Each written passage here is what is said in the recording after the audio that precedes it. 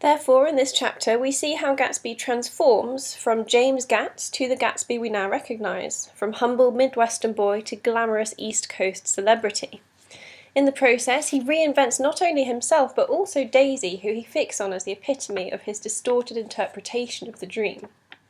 But the reader needs to question whether this transformation is truly successful. What qualities does Gatsby abandon in his quest to reinvent himself?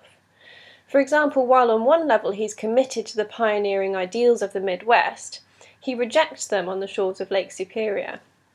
This is an early indication that when Gatsby is not content with what he sees, he merely changes it to suit. He reinterprets his version of the dream.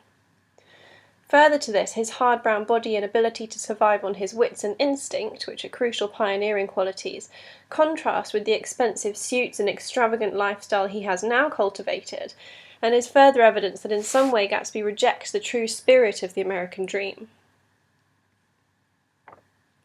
We then meet Tom Buchanan and the Sloanes at Gatsby's house, and this short episode serves as a further reminder of the hierarchical snobbery of the people of East Egg.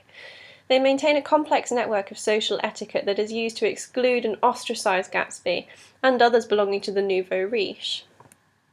Gatsby is understandably unnerved by Tom's presence, but he tries hard to be cordial, inviting the guests to join them for dinner. Mrs. Sloane declines, but offers an enthusiastic invitation to Gatsby and Nick to join them at a pre-arranged party instead.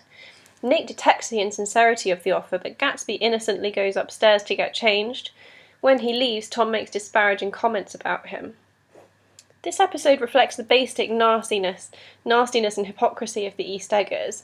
They believe that Gatsby's vast wealth is no remedy for the inferiority of his family tree.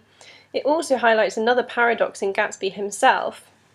Despite the earlier interlude where Gatsby used his skills of perception to reinvent himself for Dan Cody, he's entirely unable to perceive the insincerity of Mrs. Sloane's invitation. Everyone else, Nick included, is aware that the offer is completely disingenuous because they belong to this elitist society and are well versed in understanding its codes of conduct. This therefore also helps to illustrate why Gatsby can never relinquish his dream. He's simply unable to accept the reality that he will never fit in. In this chapter, Gatsby finally achieves his goal of getting Daisy to one of his parties, only to see that she's not impressed but disgusted at the lavishness and vulgarity of it. The orchestra, the mounds of food, the champagne, the dancing, and the drunkenness all disgust her.